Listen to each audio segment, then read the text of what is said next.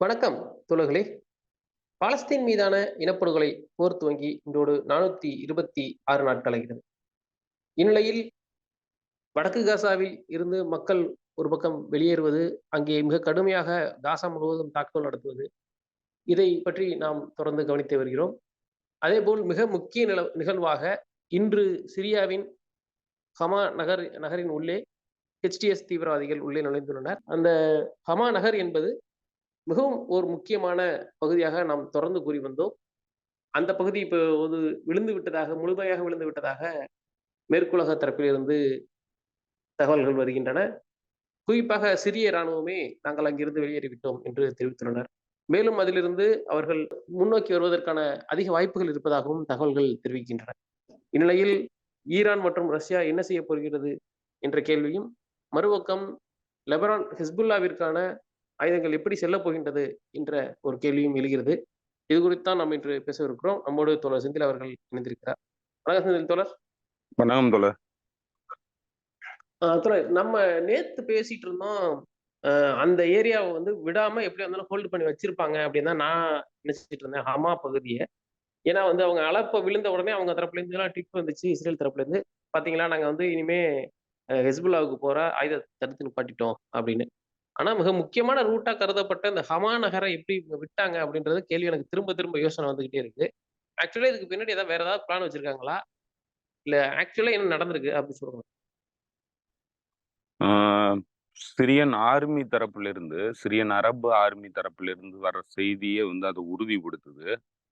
ஹமா நகரம் கிட்டத்தட்ட அவங்க ஹமா நகரத்தை விட்டு வெளியேறிட்டாங்க அப்படின்னு சொல்றாங்க. அப்படின்னா வெளியேறிட்டாங்கன்னா கண்டிப்பா வந்து விழுந்திருக்குன்னு தான் அர்த்தம். அந்த நகரம் வந்து விழுந்திருக்கு. இப்போ அங்க இந்த தீவிரவாதிகள், HTS தீவிரவாதிகள் உள்ளுக்கு நுழைஞ்சிட்டாங்க. அந்த நகரத்தை வந்து கைப்பற்றி இருக்காங்கிறது தான் தெரியுது. அது சிரியன் ஆர்மி தரப்பிலிருந்து என்ன சொல்றாங்கன்னா, சிவிலியன் கேசுவல்டீஸ் அதிகமாகும். அங்க சண்டை நடந்ததுன்னா மக்கள் பாதிக்கப்படுவாங்க. அதனால நாங்க வந்து ரீட்ரீட் பண்ணி நகரத்தை விட்டு வெளியேறி இருக்கோம். வெளியில இருந்து தாக்குதல் நடத்துறதுக்கான திட்டமிடலோட நாங்க வெளியேறி இருக்கோம். மக்கள் பாதிக்கப்படக்கூடாதுங்கிறதுக்காக அப்படின்னு சொல்றாங்க. ஆனா அதுல எந்த அளவுக்கு உண்மை இருக்கு என்னன்னு தெரியல. ஏன்னா நீங்க நகரத்தை ப்ரொடெக்ட் பண்றதுக்காக வந்து நிக்கும்போது, நகரத்தை விட்டு வெளியேறுறீங்கன்னா, கண்டிப்பா வந்து ஏதோ பெரிய வீக்னஸ் நடந்திருக்குங்கிறது தான் தெரியுது. தீவிரவாதிகள் உள்ளுக்கு கடுமையான தாக்குதல் மூலமா உள்ளுக்கு நுழைஞ்சிட்டாங்கங்கிறது தான் தெரியுது. ஸோ அதனால ஹமா நகரம் கிட்டத்தட்ட விழுந்திருக்கிறதா தான் தெரியுது. நாளைக்கு பாக்தாத்ல ஃபாரின் மினிஸ்டர்ஸ் மீட்டிங் நடக்குது. சிரியாவோட foreign minister, Iraq, Iran 3 foreign மினிஸ்டரும் சந்திச்சு பேசுறாங்க. பெப்பே எஸ்கோபார் வந்து அதை பத்தி பேசும்போது சொல்லியிருக்காரு, நாளைக்கு மிக முக்கியமான முடிவுகள் எடுக்க போறாங்க அப்படின்னு சொல்லி அவருடைய அனுமானத்தை சொல்லியிருக்கிறாரு. சோர்ஸ் மூலமா சொன்னாரா இல்ல அவர் வந்து கணிச்சு சொல்றாரா அப்படிங்கிறது தெரியல. அவருக்கு முக்கியமான இடங்கள்ல நிறைய சோர்ஸ் இருக்கு. ஸோ அதனால வந்து அவருக்கு இன்ஃபர்மேஷன் கிடைச்சிருக்கிறதுக்கான வாய்ப்பு இருக்கு. அப்படி இருந்திருந்ததுன்னா நாளைக்கு வந்து முடிவெடுக்கப்படும் அப்படிங்கிறத அவரு இன்னைக்கு அவருடைய டெலிகிராம் போஸ்ட்ல வந்து போட்டிருக்கிறாரு. அப்படி ஒரு வேலை எடுத்தாங்கன்னா நிலவரம் ரொம்ப மோசமா இருக்குங்கிறது கிளியரா தெரியுது. ஸோ நிலவரம் வந்து இன்னைக்கு இருக்கிற சூழல் வந்து ரொம்ப ரொம்ப மோசமான ஒரு சூழல்ல சிரியாங்கிற நாடு வந்து சிக்கியிருக்கு. தீவிரவாதிகள் கையில போயிருக்கு. மேற்கத்திய தரப்பு தன்னுடைய செயற்திட்டத்துல இப்ப கடுமையான முன்னெடுப்புகளை எடுத்து நடத்திக்கிட்டு வருது. ஸோ நாளைக்கு அவங்க முடிவெடுத்து ஒரு ஜாயிண்ட் மிலிட்டரி ஆபரேஷன் வந்து ஆரம்பிக்கிறதுக்கான வாய்ப்பு இருக்கிறதா தான் அவரு பெப்பே எஸ்கோபார் வந்து அவருடைய இதுல வந்து போஸ்ட்ல வந்து போட்டிருக்கிறாரு. அப்படி ஆரம்பிச்சாங்கன்னா ஏற்கனவே பாப்புலர் மொபிலைசேஷன் யூனிட் போயிட்டதான் இன்னைக்கு மத்தியானம் சாயந்தரம் வந்த வீடியோ ஆதாரங்களோட கூடிய தகவல்கள் வந்து சொல்லுது என்னன்னா, பாப்புலர் மொபிலைசேஷன் யூனிட் நேரா உள்ளுக்கு நுழைஞ்சிருக்காங்க அப்படின்னு சொல்லிட்டு சிரியாக்குள்ள போயிருக்காங்கன்னு. இப்ப ஹமா நகரம் விழுந்ததுன்னா அடுத்து ஹோம்ஸ்ங்கிற நகரம் தான் இருக்கு. அந்த ஹோம்ஸ் நகரத்துக்கு போயிட்டாங்கன்னா கிட்டத்தட்ட ஹெஸ்புல்லாவுக்கு போற அந்த ரூட்டை வந்து அவங்க கையில எடுக்கிறதுக்கான வாய்ப்பு இருக்கு. ஸோ இது ஒரு நீண்ட கால திட்டமிடல கவுண்டர் ஸ்ட்ராட்டஜி வடிவமைச்சு மேற்குலக நாடுகள், குறிப்பா நேட்டோ நாடுகள் வந்து திட்டமிட்டு இந்த செயற்திட்டத்தை டிசைன் பண்ணி தான் பண்றாங்க. இதுல ஒரு பக்கம் ஏன்னா அவங்களுக்கு என்ன பிரச்சனை இருந்ததுன்னா, இன்னைக்கு அவங்களுடைய மிலிட்டரி கெப்பாசிட்டிங்கிறது மிகப்பெரிய கேள்விக்கு வந்திருக்கு. வரிசையா வந்து தோல்விகள சந்திச்சுக்கிட்டே வராங்க. இதுவரைக்கும் இல்லாத அளவுக்கு வரிசையான தோல்விகள சந்திச்சுக்கிட்டே வராங்க. யுக்ரைன்ல 2½ வருஷத்துக்கு அப்புறம் கடுமையான தோல்விய சந்திச்சுக்கிட்டு இருக்காங்க. அங்க வெற்றி பெறதுக்கான வாய்ப்பே இல்லங்கிற சூழல் தான் இருக்கு. அவங்களுடைய ஒரு பிளான் வந்து கம்ப்ளீட் அட்டர் ஃப்ளாப் ஆயிருக்கு. இப்ப யுக்ரைன்ல தோல்வி அடைஞ்சுட்டாங்க. ஜார்ஜியால வந்து மிகப்பெரிய போராட்டத்த உருவாக்கி, மீண்டும் அங்க ஒரு ஃப்ரண்ட்ட ஓப்பன் பண்றதுக்கான எல்லா நடவடிக்கைகளும் நடக்குது. இந்த பக்கம் அக்டோபர் 7க்கு அப்புறம் ஆக்சஸ் ஆஃப் ரெசிஸ்டன்ஸினுடைய இந்த கோஆர்டினேட்டட் அட்டாக் மூலமா அமெரிக்காவினுடைய ஆதிக்கம்ங்கிறது இந்த பகுதியில மிகப்பெரிய கேள்விக்கு வந்துருச்சு. ஸோ இவங்களால தொடர்ந்து வந்து இயங்க முடியல. ஈரானுடைய ஏவுகணைகள இவங்களால தடுக்க முடியல. ஈரானுடைய ஏர் டிஃபென்ஸ இவங்களால உடைச்சு உள்ளுக்கு போய் தாக்குதல் நடத்த முடியல. இந்த மிலிட்டரி அன்பேலன்ஸ் வந்து வந்திருக்கு. இப்ப என்னன்னா, அமெரிக்கா இவ்வளவு காலம் உலகத்தையே ஆட்டி படைச்சுக்கிட்டு இருந்த அமெரிக்கா ஆயுத ரீதியாவும், பொருளாதார ரீதியாவும் வந்து கடுமையான பின்னடைவுகள சந்திச்சுக்கிட்டு இருக்கு. அவங்களால வந்து தொடர்ந்து வந்து போர நடத்த முடியும்.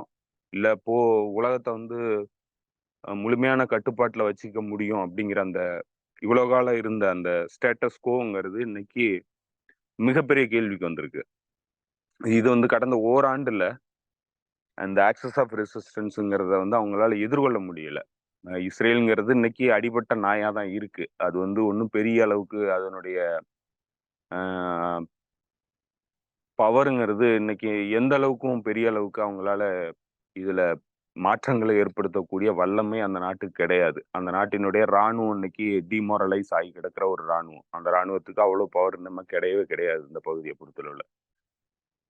ஸோ அதனால இப்ப வந்து கம்ப்ளீட்டா இத மேற்குலக நாடுகள், நேட்டோ இவங்க எல்லாருமா சேர்ந்து அமெரிக்காவினுடைய முன்னணியில இவங்க வந்து சேர்ந்து ஒரு திட்டமிடலை வடிவமைச்சு இதை எப்படி கவுண்டர் பண்றங்கிற இடத்துல தான் வந்து அவங்களுக்கு கிடைச்ச ஒரு ஏன்னா ஏற்கனவே அவங்க ஒரு முயற்சி எடுத்தாங்க. அந்த முயற்சிங்கிறது யமன் அன்சாருல்லா அமைப்ப தாக்குதல்ல இருந்து தடுக்கிறதுக்கான முயற்சிங்கிறது கம்ப்ளீட்டா ஃபெயிலியர் ஆச்சு. அட்டர் ஃபெயிலியர் ஆச்சு. அந்த தோல்விக்கு அப்புறம் அவங்க வந்து லெபனான்ல சிரியா இஸ்ரேல அனுப்பி ஒரு தாக்குதல் நடத்தி வெற்றி அடையறதுக்கான முயற்சியில் ஈடுபட்டாங்க. அதுவும் கம்ப்ளீட் ஃபெயிலியர் ஆச்சு. ஸோ அதனால இஸ்ரேல வச்சு எதுவுமே பண்ண முடியாதுங்கிறது அவங்களுக்கு கிளியரா தெரியுது இப்போ. இஸ்ரேல்னால எதுவுமே பண்ண முடியாது. இஸ்ரேல்னால ஆயுதம் இல்லாத, பாதுகாப்பு இல்லாத மக்கள கொல்ல முடியுமே தவிர, ராணுவ ரீதியான வெற்றியை பெறதுக்கான வாய்ப்பு இஸ்ரேல்ட்ட கிடையாதுங்கிறது உறுதியாயிடுச்சு. ஸோ அதுக்கு மாற்று ஏற்பாடு பண்ணி ஆகணும். ஏன்னா, நீங்க வழக்கமான டீகாலனைசேஷன் ப்ராஜெக்ட் இல்ல காலனைசேஷன் ஸ்ட்ரகிள்ங்கிறது, அதாவது காலனிய நீக்க போராட்டங்கிறது, ஒரு வார் ஆஃப் அட்ரிஷன வந்து நீங்க தொடர்ந்து நடத்தும்போது, அ எதிரி வந்து வீழ்ந்து போவான். ஏன்னா, அவனால அதுக்கு மேல சமாளிக்க முடியாதுங்கிற ஒரு கட்டம் வரும்போது, அவன் வந்து வெளியேறிடுவான். அது எல்லா இடங்கள்லயும் வந்து அவன் வெளியேறுவானா? அப்படிங்கிறது ஒரு மிகப்பெரிய கேள்வி. ஏன்னா, அவனுடைய வெரி எக்ஸிஸ்டன்ஸே வந்து கேள்விக்கு வருது. அவனுடைய ஆதிக்கம்ங்கிறது கேள்விக்கு வருது. ஏன்னா, பல இடங்கள்ல வெளியேறி இருக்கிறான். இது கடந்த கால வரலாறுங்கிறது இந்தியாவிலிருந்து பிரிட்டிஷ் வெளியேறுனுச்சு. இந்த பகுதியில இருந்த பர்மா, ஆ இ ஸ்ரீலங்கா, ப எல்லா பகுதிகள்ல இருந்தும், மலேசியா எல்லா பகுதிகள்ல இருந்தும் வெளியேறுனாங்க. அப்பல்லாம் வந்து அவங்க அ அடமன்ட்டா வந்து இல்ல போகவே முடியாதுன்னு சொல்லிட்டு நிக்கல. ஏன்னா, அவங்களால அதுக்கு மேல சமாளிக்க முடியல. உள்ளூர் மக்களினுடைய எதிர்ப்ப வந்து அவங்களால எதிர்கொள்ள முடியல. ஒரு கட்டத்துக்கு மேல அவங்களுக்கு பொருளாதார வலு இல்ல. அதனால வந்து இத தொடர்ந்து கேரி ஃபார்வர்ட் பண்ண முடியாதுங்கிற இடத்துல வந்து அவங்க வெளியேற வேண்டிய கட்டாயத்துக்கு தள்ளப்பட்டாங்க. அதுதான் ரெசிஸ்டன்ஸ் அமைப்புகள் அந்தந்த நாடுகள்ல இருந்து குடுத்த அழுத்தம்ங்கிறது அவங்கள ஒரு கட்டத்துக்கு மேல இதுக்கு மேல நம்மளுடைய இந்த அடக்குமுறைய தொடர முடியாதுங்கிற இடத்த நோக்கி தள்ளுனுச்சு. அதனால அவங்க வெளியேறுனாங்க. இதுதான் டீகாலனைசேஷன் இந்த ஸ்ட்ரகிள்ங்கிறது. இந்த ஸ்ட்ரகிள்ல உச்சகட்டமா நடந்த 2 ஸ்ட்ரகிள்னாக்க, ஒண்ணு அல்ஜீரியன் விடுதலை போராட்டம், இன்னொன்னு வியட்நாம் போர். இந்த 2 போர்லயுமே வந்து இவங்க கடைசியா காலனி ஆதிக்க சக்திகள் வந்து வெளியேற வேண்டிய கட்டாயத்துக்கு தள்ளப்பட்டாங்க. அதுக்கு மேல அவங்களால தொடர முடியல. இது 2ம் தான் வந்து இவங்க உச்சகட்டத்துக்கு போயி ஒரு கிட்டத்தட்ட 2 மில்லியன் மக்கள வந்து கொலை பண்ணி ஒவ்வொரு பகுதியிலயும் கடைசியா வந்து இந்த இத வந்து முடிவுக்கு கொண்டு வந்தாங்க. இதுக்கு மேல தொடர முடியாதுங்கிற இடத்துல. இப்ப இதுலலாம் அவங்களுக்கு இருந்த சூழல்ங்கிறதும், இன்றைய சூழல்ங்கிறதும் வெவ்வேறானதா இருக்கு. இதுல தான் வந்து முரண்பாடு வருது. என்னன்னா, இதுக்கு முன்னாடி இருந்த ஆ அ அல்ஜீரியன் அ போராட்டத்த வந்து அ தொடர்ந்து கேரி ஃபார்வர்ட் பண்றதுலயோ, இல்ல அத வந்து தொடர்ந்து தன்னுடைய காலனியா வச்சுக்கிறதுலயோ பிரான்சுக்கு விருப்பம் இருந்தாலும், அல்ஜீரியா இல்லன்னாலும், அல்ஜீரியாவினுடைய அந்த நிலப்பரப்ப தன்னுடைய ஆதிக்கத்துக்கு கீழ வச்சுக்கலன்னாலும், பிரான்ஸ் வந்து எந்த வகையிலயும் வந்து எக்ஸிஸ்டென்ஷியல் கிரைசிஸ்க்கு வரப்போறதில்ல. அதே போல தான் ஆ வியட்நாம்லயும். வியட்நாம்ல பிரான்சுக்கும் அந்த நிலை ஏற்பட்டது கிடையாது. அமெரிக்காவுக்கும் அந்த நிலை ஏற்பட்டது கிடையாது. ஏன்னா, வியட்நாம் இல்லாம அமெரிக்கா வந்து இருக்காது அப்படிங்கிற நிலை வந்து கிடையாது. ஆனா, இன்னைக்கு இந்த பகுதிய பொறுத்தளவுல, இஸ்ரேல்ங்கிற இந்த காலனி அவங்க உருவாக்கி வச்சதனுடைய அடிப்படை என்னன்னா, இந்த பகுதியினுடைய ஆதிக்கத்த தன்னுடைய முழுமையான கட்டுப்பாட்டுல வச்சுக்கணுங்கிறதுக்காக தான் இந்த என்டிட்டிய வந்து அவங்க கீப் அப் பண்றாங்க. இன்னைக்கு அந்த என்டிட்டிய அவங்களால புரொடெக்ட் பண்ண முடியல. ஸோ, இந்த என்டிட்டிய புரொடெக்ட் பண்ணலன்னா, மற்ற இடங்கள் மாதிரி இந்த பகுதி கிடையாது. இந்த பகுதி ரொம்ப ஸ்ட்ராடஜிக்கான இம்பார்ட்டன்டான பகுதி. இது வர்த்தகத்துல ஸ்ட்ராடஜிக்கான இம்பார்ட்டன்டான பகுதி. அதேபோல எனர்ஜி சோர்ஸஸ்ல மிக முக்கியமான பகுதி.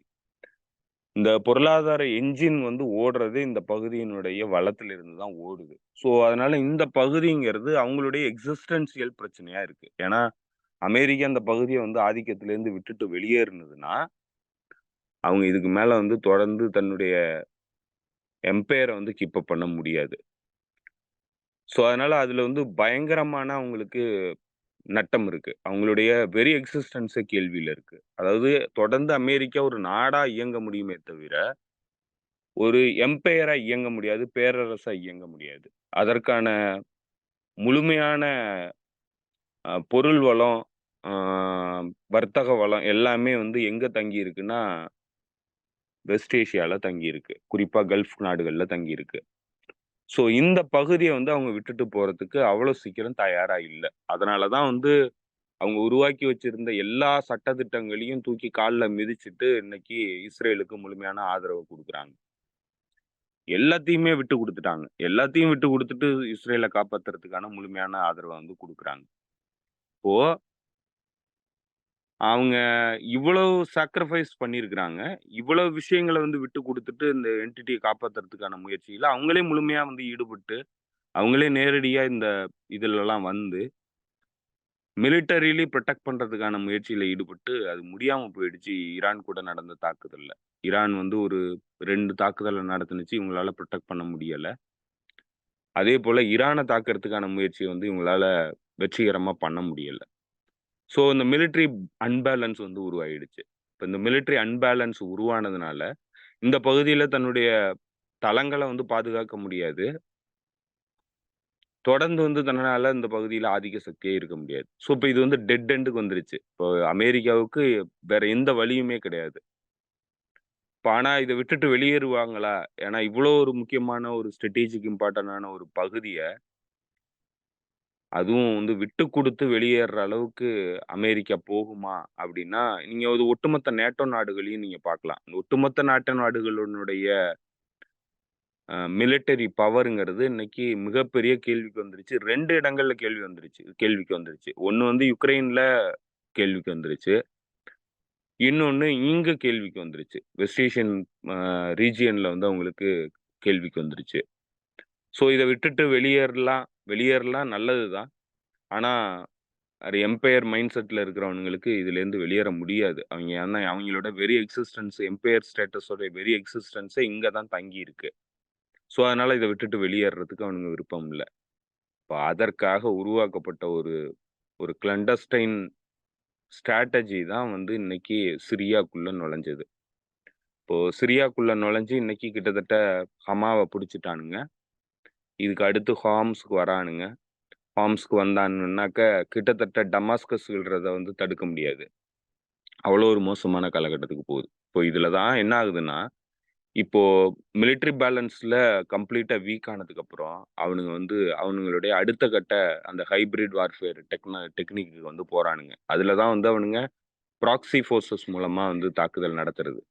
இப்போ ஏன்னா நேரடியான தாக்குதல்ல, ஆ ரஷ்யா கூட நடந்த இவனுங்களுடைய அந்த போருங்கிறது டெட் எண்டுக்கு வந்துருச்சு. ஏன்னா, இவனுங்க கடைசியா உச்சகட்டத்துக்கு வந்து ரஷ்யாவ வந்து எங்க தூண்டுனானுங்கன்னா, நியூக்ளியர் வெப்பன் பயன்படுத்தட்டும் அப்படிங்கிற அளவுக்கு தூண்டுனானுங்க. ரஷ்யா வந்து நியூக்ளியர் வெப்பன் பயன்படுத்தட்டும் அப்படிங்கிற அளவுக்கு.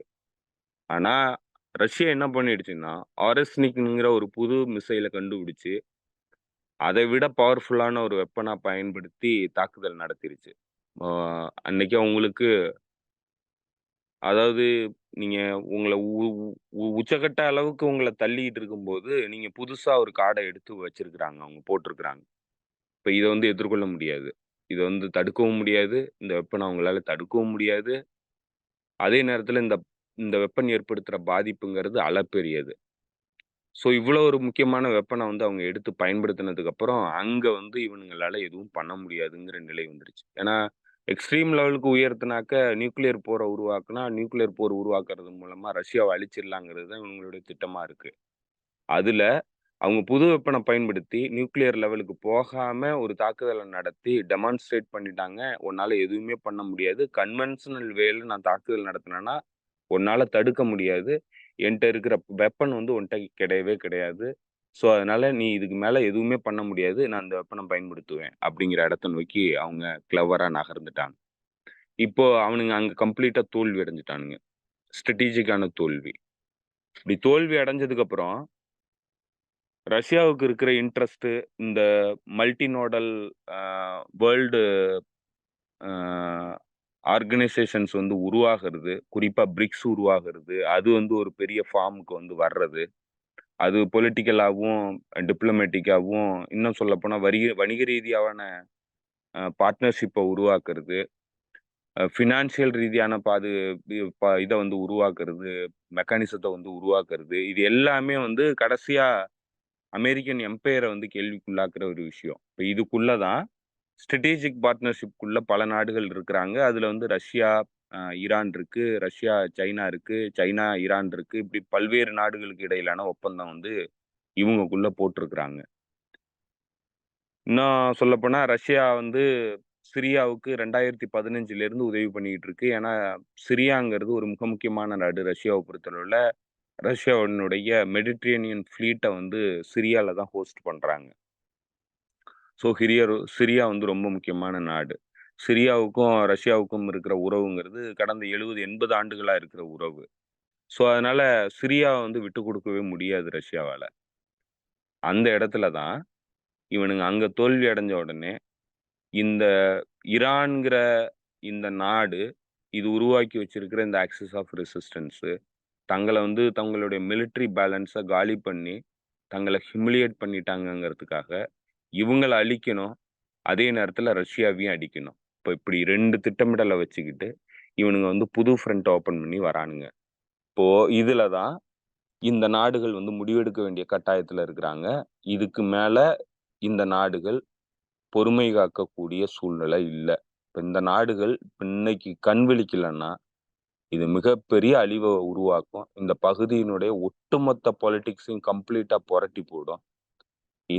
இந்த பகுதி நாடுகள் வந்து மிகப்பெரிய சிக்கல்ல வந்து அடுத்த ஒரு 20, 30 ஆண்டுகளுக்கு இந்த நாடுகள் வந்து போய் சிக்குவாங்க. அவ்வளவு மிக முக்கியமான ஒரு பிரச்சனைய வந்து இன்னைக்கு உருவாக்கி இருக்கிறானுங்க. கேயோஸ உருவாக்கி இருக்கிறானுங்க. தீவிரவாதிகள உருவாக்கி இருக்கிறானுங்க. தீவிரவாதிகளுக்கு ஆயுதங்கள வழங்கி நாட்டுக்குள்ள அனுப்பி இருக்கிறானுங்க. ஸோ இதெல்லாம் வந்து எதிர்கொள்றதுக்கு இன்னைக்கு ரொம்ப கிரிட்டிக்கலான ஒரு சிச்சுவேஷனுக்கு இந்த நாடுகள் எல்லாமே வந்திருக்கிறாங்க. ஸோ இங்க வந்து இவங்க ஆக்ட் பண்ண வேண்டிய இடத்துக்கு தள்ளப்பட்டிருக்காங்க. அந்த பின்னணியில தான் இப்ப இந்த 3 நாட்டு ஃபாரின் மினிஸ்டர்ஸும் சந்திச்சு பேசுறாங்க. ஸோ இப்ப வந்து இவங்க தடுத்து நிறுத்தலன்னா, நேட்டோவினுடைய கேம இந்த அணிகளால வந்து எதிர்கொள்ள முடியாது. இப்போ இது வந்து ரொம்ப ரொம்ப கிரிட்டிக்கலான ஒரு கேம் வந்து நேட்டோ ப்ளே பண்ணுது. இத வந்து இவங்க எதிர்த்து தடுத்து நிறுத்தலன்னா, இவங்களால எதுவுமே பண்ண முடியாது. தொடர்ந்து அமெரிக்காவுக்கு உலகம் அடிமைப்படுறத தவிர வேற எந்த வழியும் கிடையாது. அந்த மாதிரியான ஒரு காலகட்டத்த நோக்கி நகர்த்துறதுக்கான ஒரு கீயா தான் வந்து இந்த தாக்குதல வந்து இவனுங்க ஆரம்பிச்சிருக்கிறானுங்க. ஸோ இதுக்கு மேல சைனா வந்து பொறுமை காக்கக் கூடாது. ரஷ்யா பொறுமை காக்கக் கூடாது. ஈரான் பொறுமை காக்கக் கூடாது. இவங்க எல்லாருமே சேர்ந்து இப்போ முடிவெடுக்க வேண்டிய காலகட்டம் வந்துருச்சு. ஏன்னா, இன்னொரு 5 இயர்ஸ்க்கு அப்புறம், இல்ல ஒரு 10 இயர்ஸ்க்கு அப்புறம் இந்த பேலன்ஸ வந்து சேஞ்சே பண்ண முடியாது. இப்போ வளர்ந்து வரும் உலக ஒழுங்குங்கிறது கிட்டத்தட்ட வந்து அமெரிக்காவினுடைய ஆதிக்கத்த முடிவுக்கு கொண்டு வரக்கூடிய காலகட்டம் வந்திருக்கு. இது தொடர்ந்து நீடிச்சு போகுதுன்னா, இன்னும் 10 வருஷத்துக்கு அப்புறம் அமெரிக்காவால இத மாத்தணும்னு நெனச்சா கூட மாத்தவே முடியாது. அதனால இன்னைக்கே மாத்துறதுக்கான திட்டமிடலோட தான் வந்து இவனுங்க இந்த போரெல்லாம் உருவாக்கி இருக்கிறானுங்க. இது நீங்க வெளிப்படையாவே சொன்னீங்கன்னா, இது வந்து 3ஆம் உலகப் போர் தான். இப்ப நடக்கிறது 3ஆம் உலகப் போர். இதுல பல ஃப்ரண்ட்ல வந்து போர் நடக்குது. அதுல சிரியாங்கிறது மிக முக்கியமான நாடா வந்து இன்னைக்கு இந்த பிரச்சனையில வந்து சிக்கியிருக்கு. இது வந்து நீங்க இவங்க வந்து இப்போ ஒரு டிசிசிவான முடிவை எடுக்க தவறுனாங்கன்னா, இதனுடைய இழப்புகள்ங்கிறது சர்வதேச அளவுல மக்களுக்கு மிகப்பெரிய இழப்பு. இன்னும் சொல்லப்போனா மற்ற நாடுகள் அனைத்தும், இந்த மேற்குலக நாடுகள் தவிர்த்த மற்ற நாடுகள் அனைத்தும், அவங்களுடைய இந்த வளர்ச்சிங்கிற அந்த ஆம்பிஷன வந்து கைவிட வேண்டியிருக்கும். எல்லாத்தையும் டோட்டலா புரட்டி போடும். இந்த போர வந்து நீங்க கம்பேர் பண்ணீங்கன்னா, ஆ கோல்டு வார் அதாவது பனிப்போர் காலகட்டத்தில ஆப்கானிஸ்தான்ல எப்படி சோவியத் யூனியனுக்கு எதிரான ஒரு போர வந்து உருவாக்கி, சோவியத் யூனியன அதிலிருந்து கம்ப்ளீட்டா முடிச்சானுங்களோ, அதே மாதிரியான ஒரு போர் யுக்திய தான் வந்து இன்னைக்கு இங்க ஆரம்பிச்சிருக்கிறானுங்க. கிட்டத்தட்ட அதே மாதிரியான ஒரு காலகட்டம் தான் இன்னைக்கு உருவாகியிருக்கு. இப்ப இதுல இந்த மாற்றத்த வந்து ஏற்படுத்துறதுக்கான இந்த அணி சேர்க்கை நடந்து, இது எல்லாத்தையும் இவங்க எல்லாருமா சேர்ந்து எதிர்த்து நிறுத்தலன்னா, இத வந்து தவிர்க்கவே முடியாது. மீண்டும் யூனிபோலார் மூவ்மென்ட்க்குள்ள உலகம் வந்து போறத யாராலயும் தடுக்க முடியாது தோழர். அவ்வளோ ஒரு காம்ப்ளிகேட்டடான ஒரு சிச்சுவேஷன். அவ்வளோ ஒரு நெருக்கடியான ஒரு காலகட்டம். இந்த ஓராண்டுல, இல்ல இந்த ஒரு 3 ஆண்டுக்குள்ள மேற்கத்திய நாடுகள் ஆ ஸ்ட்ராடஜிக்கான ஃபெயிலியர சந்திச்சுக்கிட்டு இருந்தவனுங்க, இன்னைக்கு ஒரு குரூவலான திட்டத்தோட வந்து மீண்டும் வந்து வந்திருக்கிறானுங்க.